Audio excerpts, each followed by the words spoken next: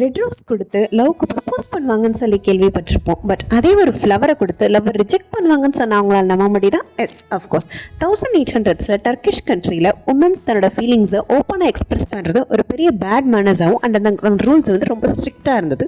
So அதனால் அவங்களோட ஓப்பனாக தன்னோட ஃபீலிங்ஸை அவங்களால ஷேர் பண்ண முடியாது. ஐ மீன் ஐ லவ் யூ, அந்த எனக்கு உங்களை ரொம்ப பிடிச்சிருக்கு, நம்ம சேர்ந்த லைஃப்பை லீட் பண்ணலாம்.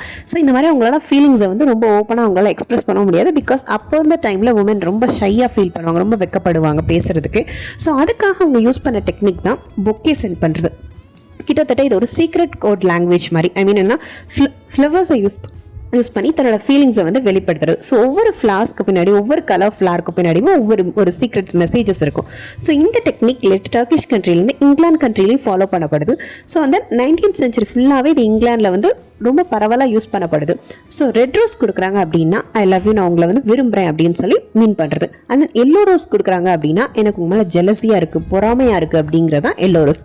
அண்ட் தென் லாவெண்டர் கலர் கொடுக்குறது அப்படின்னா என்னால் ஒன்று நம்ப முடியாது, நீங்கள் ஒரு சீட்டர், ஏமாத்துக்காரங்க அப்படின்னு சொல்கிறது தான் லாவெண்டர் கலர். அந்த லில்லி ஃப்ளார் கொடுக்குறது என்னென்னா, ஸோ நீங்கள் வந்தப்பறம் என் லைஃபே வந்து ரொம்ப கம்ப்ளீட்டாக ஃபீல் ஆயிடுச்சு, நான் ரொம்ப ஹாப்பியாக இருக்கேன் அப்படிங்கிறது தான் லில்லி ஃப்ளார்.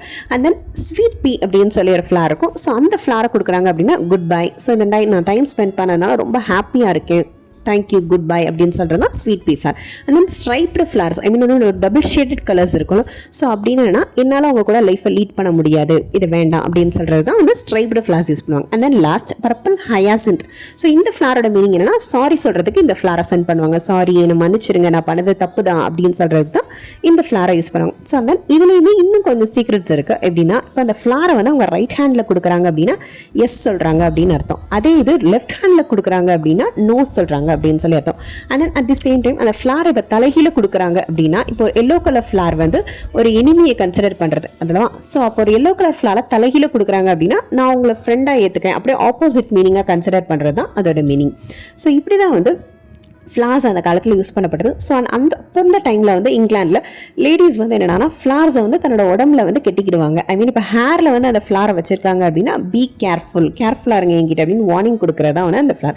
அண்ட் தென் அதே ஃப்ளார்ஸை அவங்க செஸ்ட், அவங்க ஹார்ட் கிட்ட வந்து கெட்டியிருக்காங்க அப்படின்னா எனக்கு வந்து உங்களுக்கு பிடிச்சிருக்கு அப்படின்னு சொல்லி அவங்க ஃபீலிங்ஸ் எக்ஸ்பிரஸ் பண்ணுறது தான் அதோட மீனிங். தென் வந்து இப்போ அதே ஃப்ளார்ஸை வந்து அவங்க ஹிப் கிட்ட கெட்டியிருக்காங்க அப்படின்னா வி ஆர் ஜஸ்ட் ஃப்ரெண்ட்ஸ், நம்ம ஃப்ரெண்ட் ஜோனில் இருக்காங்க அப்படிங்கிறத வந்து சொல்கிறது தான் வந்து அதோட மீனிங்.